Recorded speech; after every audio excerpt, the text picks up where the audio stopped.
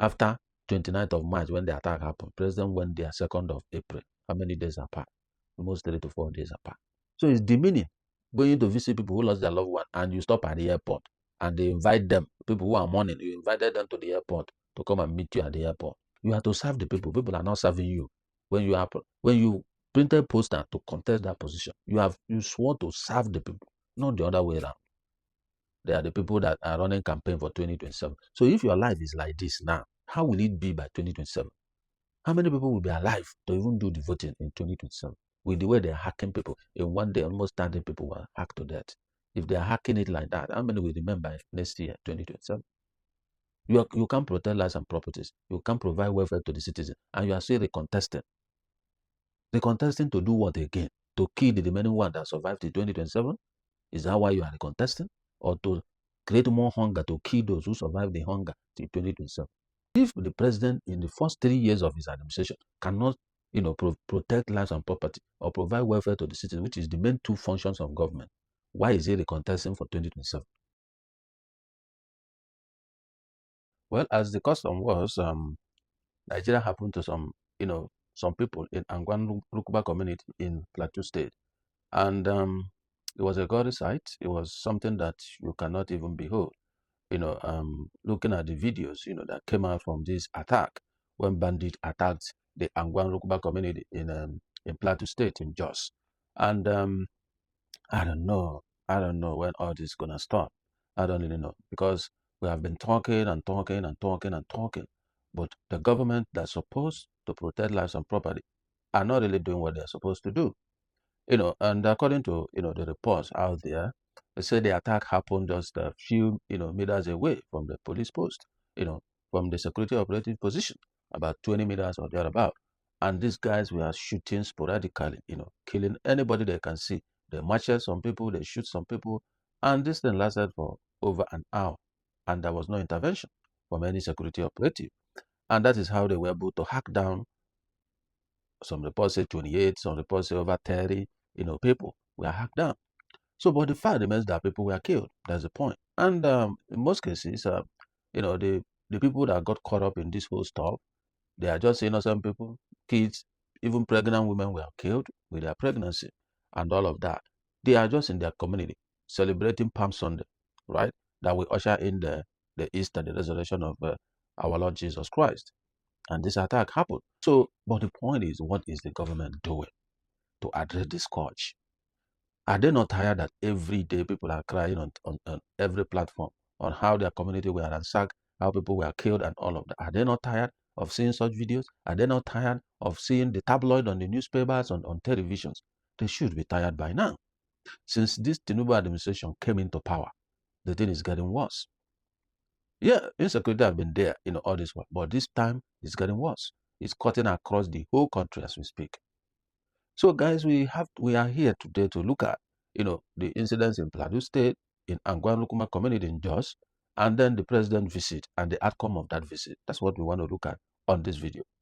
So, before I go into that, if you are new to this channel and the Media TV, please kindly like and share this video, and also subscribe to my channel and put on your notification bell so that once I drop videos, you'll get the alert and you can just go straight to the video rather than spoofing, on the YouTube to find videos of what is going on in Nigeria. I always capture, trending things and, politics that goes on in our country as well. So I cut across a whole lot of diverse issues in our country. So you want to be abreast with information, just stick to this channel and you will get all that you are, looking for. So guys, I will appreciate your support in terms of subscribing to this channel and also sharing this video, liking this video, and also commenting on this video. That will recommend the algorithm to spread, the videos. Thank you for those who have already supported this channel. All right, so let's get into the business of the day. Like I was saying in my introduction, all right, that there was an attack in Angwan Rukuba community in Jos, Plateau State. When you hear the name Jos, you already know what happens there all the time. When you hear the name Benue, you already know what happens there all the time, or Borno, or Kwara, or Zamfara, or Sokoto, and the rest of other states. You already know it's all about attack, killings. That's what it is. So on Palm Sunday, Christians were busy, celebrating the Palm Sunday, doing the triumphant entry and all of that. But later that day, an attack happened in Angwan Rukuba community, and over 28 people were massacred, including pregnant women, children, and men. They were killed, just like that. So these guys wallowed the community and started shooting sporadically. So anybody, anywhere you are, bullet can hit you and you drop down. That's what it is. So the question remains, why all these attacks on innocent Nigerians? That is the question everybody has been asking. And if you look at series of videos I've made on these security issues, I've played a lot of videos confirming, government complicit in this whole business. You have heard the guy who goes to meet bandits, Sheikh Gumi, saying it that government knows the bandits by name, by location. They know them. You also see the special assistant to the president, on information and strategy, also saying that they contacted the bandits to release people they kidnap, and they release them. So which means they know them. You can't just contact who you don't know. You can't just contact who you don't have his contact or link to reach out to the person. So they know these people. They know where they are. The question is, why are they not getting hold of these guys? Why are they not flushing these guys? That is the question we're asking. Now, you remember the chief of army staff the other day, right? Saying that, oh, remember the prodigal son in the Bible. Remember what he said, that, oh, you can't just kill these people, you can, kind of pardon them and what have you. We're just talking about mercy, pardon, and stuff like that. From what he's saying, just a summary of what he was saying. So now the question is this. The same people is advocating for rehabilitation and reintegration, right? So these families now, they went and killed 28 people or 30 people or more in this attack. What happens to that family? What restitution are you going to give to that family? Will you bring their loved ones back? Will you bring their loved ones back? That is the question. So when you are talking about somebody you can see hacking people down, then you get hold of that person, and what you will say is for them to be rehabilitated and reintegrated into the society. The people he has killed, what happened to them? Even somebody that does fraud, Yahoo, 419, romance scam and all of that, when they are caught, they always take all that they have acquired through that illicit means and use it to pay restitution to the people they stole from. They do that. So now, you now caught somebody who died, and Constitution already prescribe punishment for somebody that commits murder. And on your own volition, or on your own will, you decide that what is good for them is to rehabilitate them and put them into the society back. Just when our leaders talk, you ask yourself, are these people really human beings? Do they even have human feelings in them? Look at the woman whose son was killed, carrying the corpse of his son. The son she's looking up to, making every sacrifice to raise the boy. They killed him just like that. And today, you'll be telling the woman, if you catch the boy that killed his son, you will sew uniform for him, rehabilitate him, and reintegrate him into the society. That's what you will tell the woman. May God have mercy on these our leaders, those people occupying different sensitive positions. May God have mercy on them. However, this thing has come back to what the DSS told us as Nigerians, that we are the first line of defense, which means once attack comes, we defend ourselves first, pending when any security operative comes. That beholds that you need to, if it's stick, you can keep close to you. If it's machete, you can go and buy. You go and buy it. There's no law prescribing you from buying machete. It's only guns that you need license and all of that. So get your weapon and keep it close to you. If you need a gun, go and apply. If you get approval, buy your own with a license and protect yourself, because the way things are going, to be honest, you're on your own. That is what it is. Look at that community, how they were waylaid, attacked, and butchered, just like that. Human life has no value when it comes to Nigeria, because if it does, the government would have done something. So when you look at the incident that happened on Palm Sunday, that's March 29th, 2026, after hacking down this community, nobody showed face. It is when these guys have finished their job and left, that's when you may see security agencies. And we had many people, speaking in the videos that, circulating everywhere, that it was after these guys have finished doing their thing that security agencies came, and as usual, they will move, and they leave. Where were they when these guys are hacking these people? That is the question. They were nowhere to be found. So the point remains that since that incident happened on 29th of March, it was on the 2nd of April that the president of Nigeria now went to Jos. Because I watched that program and I was asking myself, why did the president go to Jos? Because I can't see any reason why he went there. I would have explained to you why I'm in that position. Now, Mr. President flew from Abuja to Jos and landed at the airport in Jos. The event was held at the same airport where he landed. They did not visit Angwan Rukuba community where the incident happened. No, rather, they transported some few victim families to the airport. About 20 of them or thereabout. You can see them putting on, air tag, a neck tag. So they brought them in. They were not even allowed. They didn't even speak. The family did not speak. It was only one of them, the woman that carried her son, that president made reference to. She stood up and then she was asked to sit down. It is what it is. This event took place at the airport. And when they were even calling people to speak, who were they calling?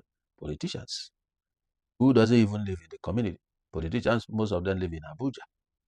Politicians, most of them live in the state capital, where there is at least some level of security, not from the communities where the great incident, happened.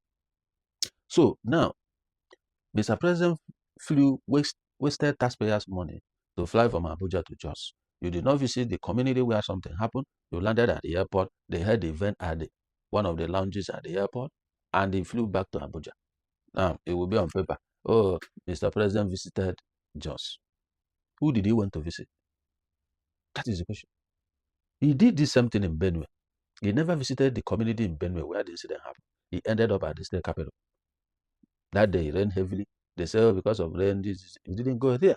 This one, there was no rain. And secondly, when the president was even about to talk, what did he say? He said there's no light at this airport. I thought they said that this government is working, is doing this, is doing that. In fact, infrastructure is the highest. With his mouth, he told them at the airport that there is no light at the airport. So you only have 10 minutes. You need to see them and leave and fly back to Abuja within 10 minutes. So if you flew how many minutes to and wasted jet A1, this to fly plane to Jos, and you had to spend only 10 minutes, why did you go in the first place? You would have just do a Zoom conversation with them. That would have been fair enough. The amount we spent to take people and bring them back would have been saved, because it makes no sense that he flew there, he did not visit the community, he did not, do anything meaningful. He just landed at the airport, reminded them there's no light at the airport. So which means the airport doesn't have night, activities, just like we have, the airport in those days. Once it's 5 p.m. or thereabout, no plane lands in the airport because there's no light vision. There's no light on the runway for plane to fly in the night and all of that. So when they knew that there was no light at the airport, why didn't the president go there early enough? That's the point. If it is so important to him, he would have been there early enough so that we spend a lot of time with them and interface with them. But he never did. Another issue was that the whole people president was calling to speak were all politicians. The former governors, politicians. The chairman of the APC, politician. There's no normal rural community person. I didn't even say when they called any chief from those communities to come and speak. No. So what are you expecting those politicians he called to speak? And the most annoying part of that activity is that the governor of the state, when he was talking, was praising the president. Oh, for APC to appoint their citizen, their state member to be the chairman of the APC, he was just praising the president. He didn't speak anything as it relates to this attack, how it happened, what happened, how many people were killed, and all of that. He never did. Rather, he was asking for a closed door meeting. People are dying. You are talking of closed door meeting. That is I don't really understand these people. People are being killed, and you are talking of closed door meeting. Which door are you closing? Did they close the door when they killed these people? So when you look at our leaders, what are you going to discuss in that closed door meeting that nobody has ever known before? This is not the first time this incident is happening in Jos. It's been there. Even when I was playing football in Jos in the 1990-something times. In those years, it's been there. I've been there. The attack started. We started running to go and hide. So what are we even talking about? And what happened in Jos the other day has nothing to do with communal clash or anything. This is just a clear-cut terrorism. That's what it is. They just barge into that community, hack them, and leave. They are not dragging any land, nothing. So which meeting are you holding? If it's where you have communal clash, community A versus community B, you can be talking about making peace between the community. This one is not issue of peace talk. This is issue of clear terrorism. So what do you need to do? find the killers, attack them, get them down, not holding meetings. You had one of the governors, former governors, they said it happened in this time of Jonah Jang, it happened in the time of the governor that, what's his name, Samuel Along, and the rest. They were all these things have been happening in every administration of everybody. So why have they not since then? There are many reports that have come out in the investigations in former committees, white paper, blue paper, whatever color of paper that have come out since. Why are they not implementing what is in those papers, in those recommendations? And now they want to set up another committee. Government is about committees so that they spend billions, and that's the end. Nothing will happen. You heard what the president was saying. First, there was no light at the airport, so he has 10 minutes to spend and then go. That's what he said. So he's indicting his government and the state government that there's no light at the airport. Who owns airport? Federal government, through the Ministry of Aviation.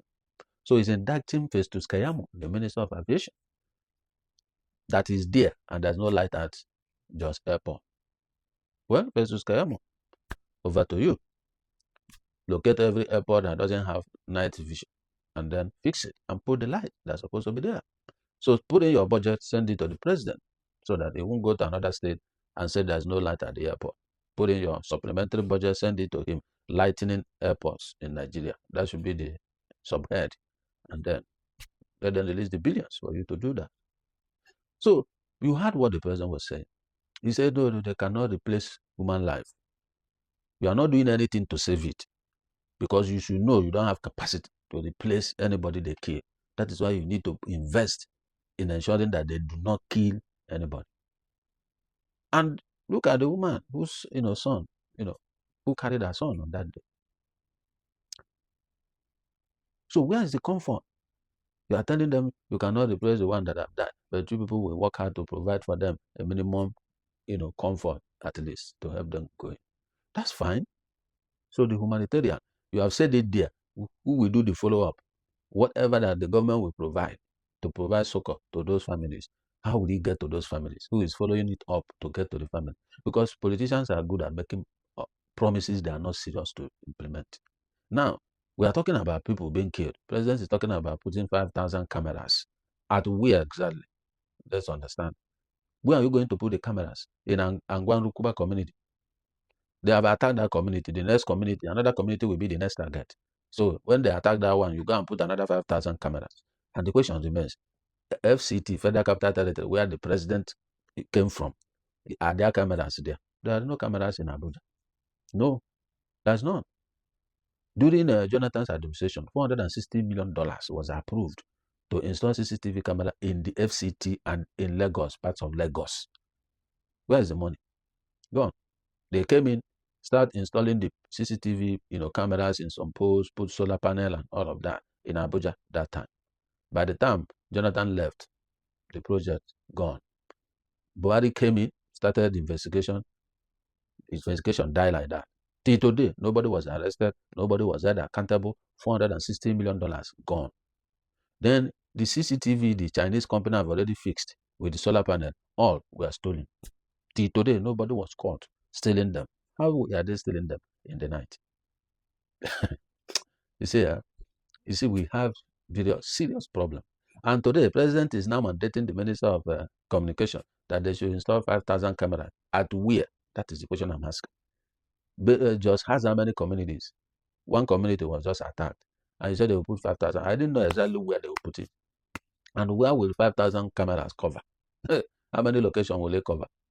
That is the question. And which light will power the cameras?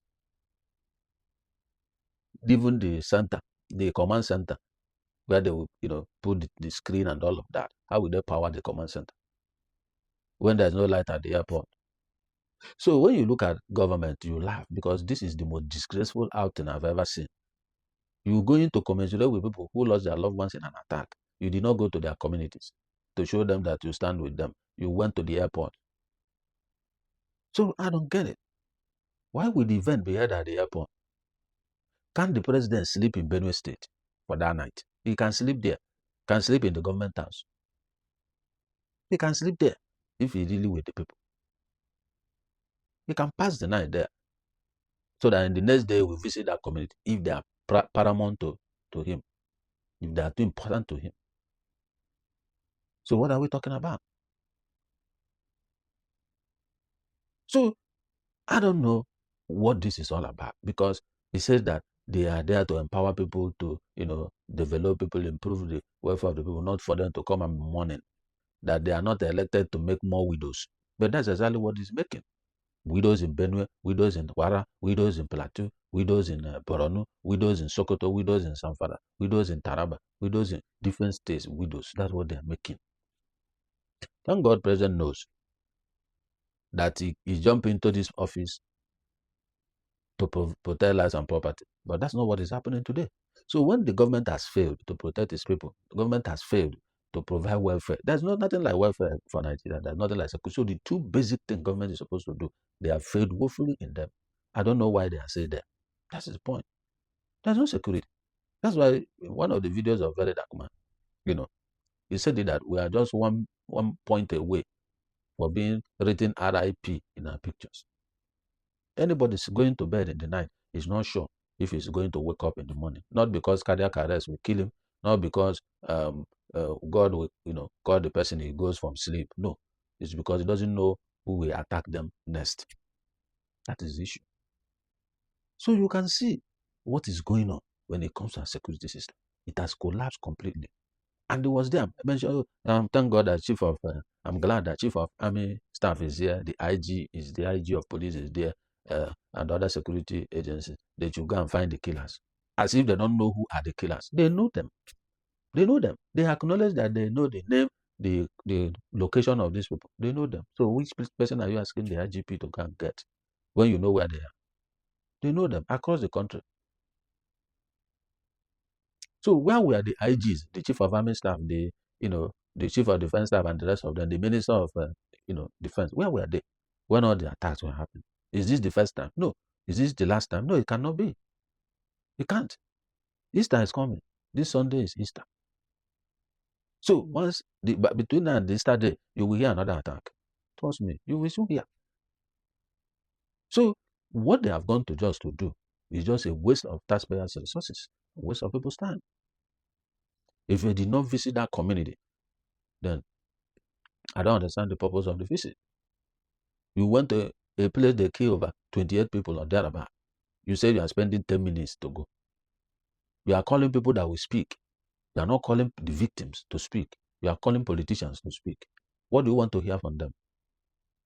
Politics. All the people that spoke there, none of them went to hit the nail on the head to talk about what is going on in those communities. Even the APC chairman that spoke in that event was busy thanking the president, the governor, thanking the president for the road they are building. We are there to talk about people who died from an attack. He's talking about road. That is how these people don't value human life. They don't care. They don't just care. After 29th of March, when the attack happened, President went there 2nd of April. How many days apart? Almost 3 to 4 days apart. They are the people that are running campaign for 2027. So if your life is like this now, how will it be by 2027? How many people will be alive to even do the voting in 2027? With the way they are hacking people, in one day, almost 30 people were hacked to death. If they are hacking it like that, how many will remember next year, 2027? You can't protect lives and properties. You can't provide welfare to the citizens. And you are still recontesting. Recontesting to do what again? To kill the remaining one that survived in 2027? Is that why you are recontesting? Or to create more hunger to kill those who survived the hunger till 2027? And unfortunately, you see many people in the party. You see many crowd following the party. That is the point. So I don't really understand. That's why in every organization, they hire you, give you your job description. 1 month, 2 months, that's why they give you probation. Maybe 3 months probation, 6 months probation. After your probation, they examine your result. If you are not delivering the output that they expect from you, they fire you. They won't give you permanent distance. You finish with your probation, you go. But if you are delivering the result, they give you full-time role to work. That's why some people who started as contract staff in the bank, some of them were finally retained, while some were not. So if the president in the first 3 years of his administration cannot, protect lives and property or provide welfare to the citizens, which is the main 2 functions of government, why is he recontesting for 2027? For the past 3 years, how many states has he visited? Not just to commission projects, but at least to go to a state, find out how the state is faring, and see how the federal government can support that state. I thought the governor of Plateau State jumped into APC, that they want to align with the center so that they will bring the democratic dividend to the state. You have seen the democratic dividend is bringing to the state by joining the party as well. I thought when you join the party, they will secure your state as a member of the party. So you can see what it is. So it's so ridiculous what is going on in our country. And we need to call a spade a spade. This government has failed woefully. It's not about Tinubu. The government has failed woefully when it comes to security.